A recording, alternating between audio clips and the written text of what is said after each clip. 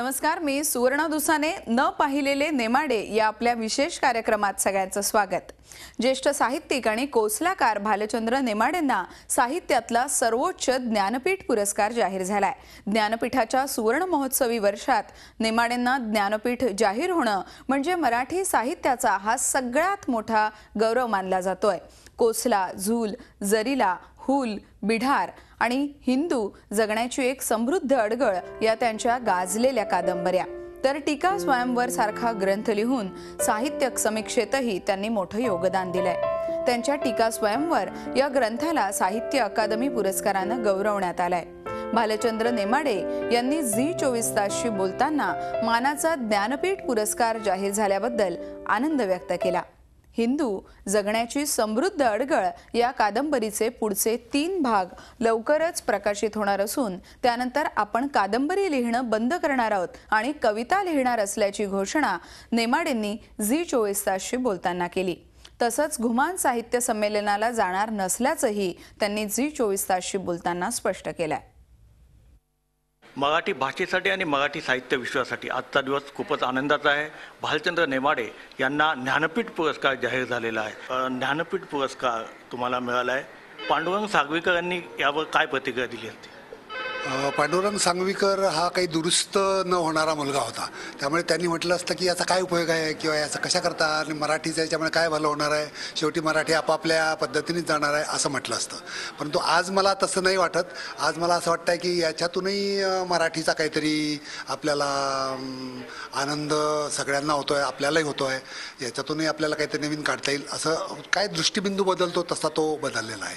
पण सगळ्या मराठी समाजाला आनंद होणं हा आपल्याला आनंद होण्याचाच एक प्रकार आहे असं आज मी मानतो. पण पांडुरंग सांगवीकराला तसं वाटलं नसतं. त्यांनी याच्यातूनही काहीतरी निराशाजनक काढलं असतं. कुसुमाग्रज म्हणाले होते मराठी आपली मातृभाषा असली किंवा ती ज्ञानभाषा असली तरी ती मंत्रालयाच्या दारामध्ये लक्त अंगावर घेऊन उभी आहे. ही स्थिती वर्षानुवर्षे ती बदलेल कशी, कशामुळे बदलेल असं वाटतं? याच्यासाठी अतिशय निष्ठुरपणे काहीतरी निर्णय घ्यावे लागतात. म्हणजे जसं आपण गांजा आणि अफू घेणाऱ्यांना निष्ठुरपणे कैदेत टाकतो तसं ह्या इंग्रजीचा वापर करणाऱ्यांना निष्ठुरपणे आपण वापरलं पाहिजे. म्हणजे इंग्रजी शिकलं पाहिजे, वाद नाही, पण इंग्रजी माध्यम वापरणं म्हणजे तुम्ही मराठीपासून तुटत जाता. आणि ही मुलं नंतर पुढे गटांगळ्या खातात आणि वाचत नाहीत पुढे. म्हणजे यांना पुढे वर जाता येत. मेरी हॅड ए लिटिल लॅम हे ठीक असतं, पण मेरी कोण आणि लॅम काय हे कोणाला कळलं पाहिजे ना. पण असं तुम्ही पाठ केलं की तुमचा मग जीवनाशी संबंध तुटत जातो आणि तुम्ही नाहीसे होत जाता. असं ते मराठीच्या विशेषतः या शहरी पिढीचं झालेलं आहे आणि ते वायाच गेले आहेत. त्यांच्यातून आपल्याला काही होत नाही. पण मराठी जी आहे ती कोकणातून, खानदेशातून, विदर्भातून इकडून आता जी आहे ती आपल्याला टिकवली. याच्यात काही वाद नाही. साहित्य संमेलनाबद्दल तुमची मतं सगळ्यांना माहीत आहेत. साहित्य संमेलन सध्या ज्या स्वरूपात भरतं त्या स्वरूपात तुम्हाला ते भरू नये असं वाटतं. तर तुमचं स्वतःचं आदर्श, तुमच्या कल्पनेतलं साहित्य संमेलन कसं आहे किंवा कसं भरलं म्हणजे तुम्ही त्याचं अध्यक्षपद स्वीकाराल, सन्मानाने आलं तर की आणि पुढचा प्रयत्न तुम्ही घुमानला जाणार का? नाही, घुमानला जाण्याचा काही प्रश्नच येत नाही. म्हणजे साहित्य संमेलनाला पण जाण्याचा प्रश्न, कारण ते मी ठरवलं. काही गोष्टी आपण टॅबू म्हणून पाळतो पहा. म्हणजे मी असा काही टॅबू पाळले आहेत. म्हणजे मानववंशशास्त्रात अँथ्रोपॉलॉजी असं म्हणतात की टॅबू असल्यामुळे समाज वर जातो. तर तसे मी काही टॅबू पाडलेले आहेत. तर ते मी म्हणलं, उदाहरणार्थ वर्तमानपत्रात लिहायचं नाही. मी अगदी अभिमानाने सांगतो की मी आजपर्यंत एकही ओळ वर्तमानपत्रात लिहिलेलं नाही. तसं साहित्य संमेलनाला जाणार नाही असा एक माझा टॅबू आहे. आणि त्यामुळे आपण मग दुसरं काही चांगलं करू शकतो. कारण हे करायला लागलो की मग तुमचं त्या टॅबूचं जे काही वर्चस्व असतं ते नाहीसं होतं. ते मी मानतो. त्यामुळे साहित्य संमेलनाबद्दल काही ते आपोआपच नाहीसं होईल तर बरं, पण करायचेच तर ते डायलॉग होईल. आता आपला होतो आहे काहीतरी, तुम्हाला पटतं आहे किंवा तुम्हाला नाही पटलं तर तुम्ही म्हणता की तुम्ही हे मूर्खपणाचं आहे, तसं म्हणता आलं पाहिजे. तिथे तसं म्हणायची सोय नसते. कुठेतरी एका बाजूने बोलतो बाकीचे रिसिव्हर असतात. नुसतं रिसेप्शन हे काही संमेलनात तुमचे विचार सगळ्यांचे एकत्र झाले पाहिजे. त्याच्यातून पुढे जाता आलं पाहिजे. त्याच्यातून शक्य होत नाही, थिअरॉटिकली शक्य नाही. त्यामुळे ते त्यांना बोललेलंच बरं त्याच्याबद्दल.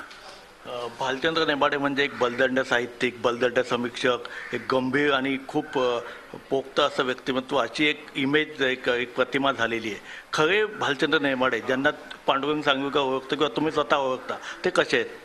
खरे आता मी आहे तुम्हाला दिसतो तसाच आहे, म्हणजे याच्यात काही फरक नाही. पूर्वीपासून मला असं वाटतं की मी आतून तरी तसाच आहे. आता बाहेरून कसा होत असेल, चुका करत असेल तर ते आता लोक ठरवतील, पण मला नाही वाटत माझ्या जाणीवेत काही बदल झाला, तो आहेच. नेमाडेजी, खूप खूप धन्यवाद तुम्ही आमच्याशी बोलल्याबद्दल. जी 24 तासच्या सगळ्या प्रेक्षकांतर्फे तुम्हाला खूप खूप शुभेच्छा. पुढच्या वाटचालीला आम्ही तुमच्यासोबत आहोत. हे होते भालचंद्र नेमाडे. भालचंद्र नेमाडे यांचे खूप वेगळं स्वरूप या मुलाखतीच्या निमित्ताने आपल्यासमोर आलं आणि या लेखकाकडनं मराठी साहित्य विश्वाला खूप मोठ्या अपेक्षा आहेत. त्या सगळ्या त्या आपल्या पूर्ण होतील यासाठी आपण त्यांना खूप खूप शुभेच्छा देऊया. एक ज्ञानपीठ विजेता लेखक लिहितो तरी कसा, त्याची अभ्यासिका नेमकी कशी असते, त्याच्या लायब्ररीत पुस्तकं नेमकी कोणकोणती असतात, तो नोंदी कशा ठेवतो आणि वाचकांना, साहित्यप्रेमींना या सगळ्याची उत्सुकता असते. ज्ञानपीठ विजेत्या भालचंद्र नेमाडेंच्या घरातल्या लायब्ररीमध्ये जाऊन आमचे प्रतिनिधी प्रकाश दांडगे यांनी थेट नेमाडेंशीच साधलेला हा विशेष संवाद. लेखक लिहितो कसा, लेखक चिंतन कसं करतो याची सगळ्यांनाच उत्सुकता असते आणि जर तो लेखक भालचंद्र नेमाडे असेल तर ही उत्सुकता पळाकुटेला जाऊ शकते. आता आपण भालचंद्र नेमाडे यांच्या अभ्यासिकेत आहोत. याच अभ्यासिकेमध्ये बसून भालचंद्र नेमाडे चिंतन करतात, लेखन करतात आणि त्यांच्या साहित्याला नवी दिशा इथूनच मिळते. नेमाडेजी, ही जी तुमची अभ्यासिका आहे, या अभ्यासिकेमध्ये हे सगळे तुमचे मित्र आहेत, हे वर्षानुवर्ष तुमच्यासोबत आलेत. तुम्ही वेगवेगळ्या ठिकाणी प्रवास केलात. सुरुवातीला तुम्ही वेगवेगळ्या कॉलेजांमध्ये प्राध्यापकी केली, नंतर तुम्ही काही काळ गोव्यात होता, दिल्ली, शिमला, मुंबई असा तुमचा खूप ठिकाणी प्रवास झाला. तर ही जी अभ्यासिकेला जे आता स्वरूप आलं आहे, याच्यामध्ये या सगळ्यांचा सहभाग आहे, तो कसा आहे?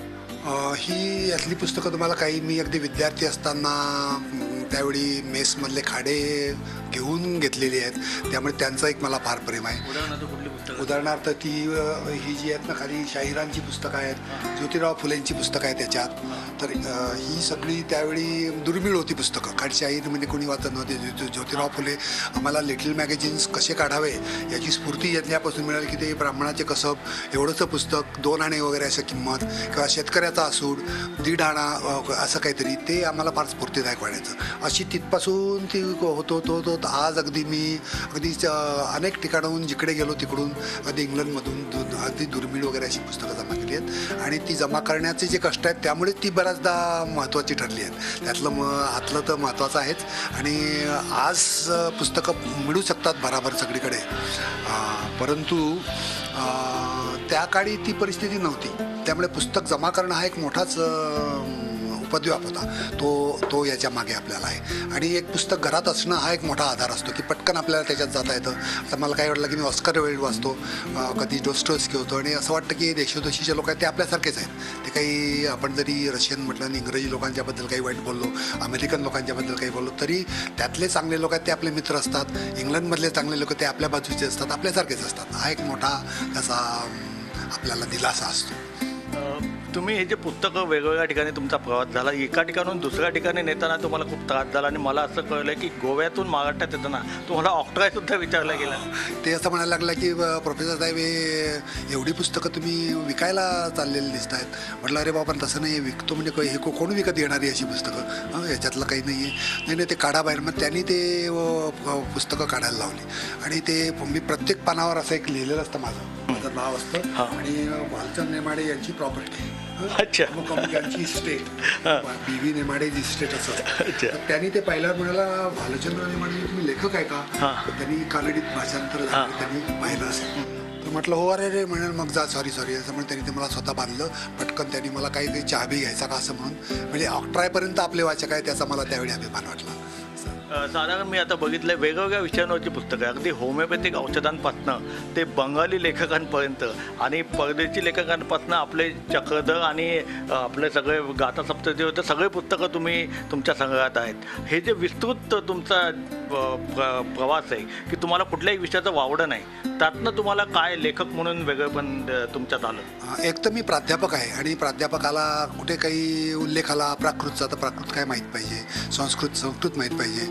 Russian, German, French, Spanish, Latin American ह्याचे आपण शिकवतो तर ते नुसतेच पोपटपंची न करता आपल्याला माहीत पाहिजे. म्हणजे मग कळतं की इंग्लंडमधल्या लेखकांपेक्षा अमेरिकेतले लेखक जास्त चांगले आहेत किंवा फ्रेंच लेखक सगळ्यात पुढे होते किंवा रशियन लेखकांमध्ये हा गुण आहे. हे स्वतः तुम्ही जेव्हा बोलता वर्गात तेव्हा तुम्हाला माहीत असावं लागतं. हा एक प्रामाणिक राहण्याचा त्याच्यामागे उद्योग आहे की आपण बोलतो ते निदान माहीत पाहिजे आपल्याला. हा त्याच्यामागचा पहिला हेतू आहे.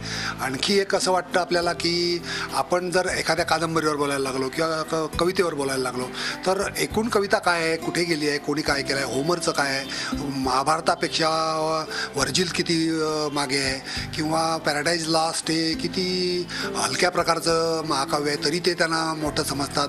आपली महाकाव्य त्यामुळे म्हणजे तशी 20-25 एकत्र बसतील इतकी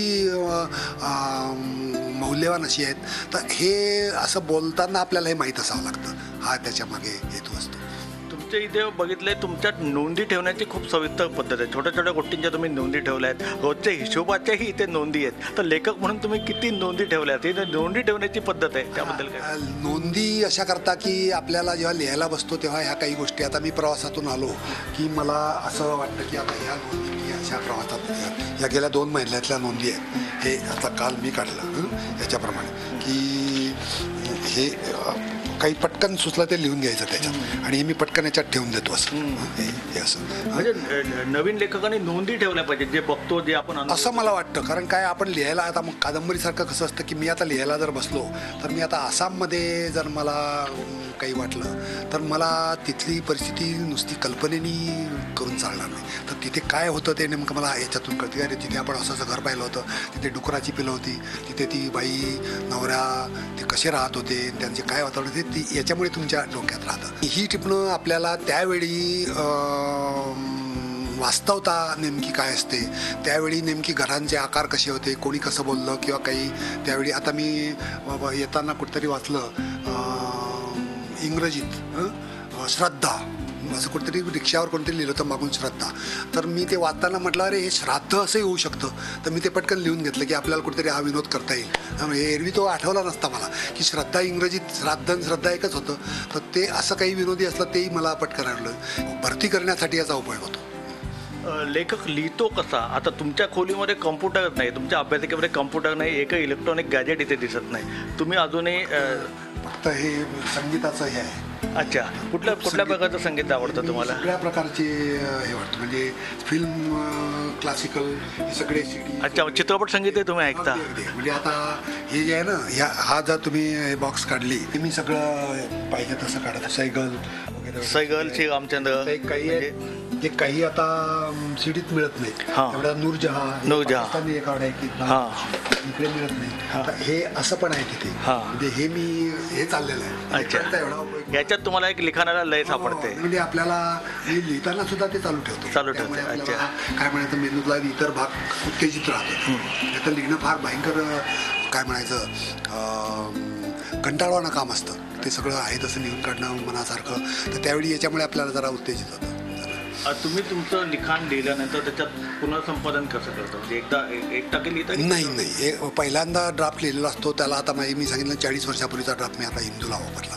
तर तो मी कधी 2, 3, 4, 5, 6 वेळा सुद्धा लिहिल्याची काही भाग आहेत. काही पटकन जातात पण तो प्रत्येक ओळ मग पाहावीच लागते की हे परत जाईल किंवा ही तिकडे पाहिजे होती तिकडे घाला, तिकडची इकडे पाहिजे होती. असं खूप कापाकाप म्हणजे कात्री बित्री पण माझ्या जवळच असतं. कात्री डिंक हे सगळं असतं. हे कापायचं जोडायचं इकडे घाल. ते कम्प्युटरवर शक्य असतं पण आपल्याला इकडे ते असं करावं ते फार जोरात करावं लागतं की कच्चे ड्राफ्ट पक्के करणं हा फार जीव घेणा प्रकार असतो. पहिला बरोबर लिहून होतं पण दुसरा तिसरा प्रेस कॉपी करणं भयंकर कंटाळवाणं काम. इथे एक छोटेखानी एक बेड पण आहे. चिंतनासाठी तुम्हाला याचा उपयोग होतो? वाचताना मी जनरली वापरतो कारण माझी जी महत्त्वाची पुस्तकं ती मी इथे वाचायला ठेवतो आणि ती मग क्यू लावून बसलेली असतात. ते आपल्याला करता येतात, वापरता येतात. एक शेवटचा प्रयत्न, अभ्यासिकेत तुम्ही आहात. लेखक असण्याने तुम्हाला किती आनंद दिला, कसा आनंद दिला? लेखक असण्याचा आनंद लिहिताना फक्त असतो. बाकी मग काय किरकोळ ह्या आता इतर जे काही असतात सभा समारंभ मुक्तमुख किंवा त्याचे काही फायदे किंवा काही रॉयल्टी मिळते हा दुय्यम प्रकारचा आनंद. पण लिहितानाचा जो आनंद त्याला काही सीमा नसते. ते अगदी आपण काय म्हणायचं आपलं सत्व त्याच्यात आपल्याला सापडतं. मोठी डिस्कवरी असते ती. नेमाडेजी आमच्याशी संवाद साधलात आणि झी 24 तासच्या प्रेक्षकांना तुमच्या अभ्यासिकेतनंच यायला मिळालं याबद्दल तुमचे खूप खूप आभार. ज्ञानपीठ पुरस्कार विजेत्या भालचंद्र नेमाडेंचा थोडक्यात परिचय पाहूयात. नेमाडेंना ज्ञानपीठ जाहीर झालंय. नेमाडेंचा जन्म हा 1938 साली जळगाव जिल्ह्यातल्या सांगवी या गावी झाला. पुण्यात फर्गसन कॉलेजमध्ये त्यांचं शिक्षण झालं. पुढे डेक्कन कॉलेज आणि मुंबई विद्यापीठात उच्च शिक्षण त्यांनी घेतलं. अहमदनगर, धुळे, औरंगाबाद या ठिकाणी इंग्रजीचे प्राध्यापक म्हणून त्यांनी काम केलं. London School of Orient and African स्टडीजमध्येही अध्यापन केलं. मुंबई तुलनात्मक साहित्याच्या गुरुदेव टागोर आसनावरून ते निवृत्त झाले.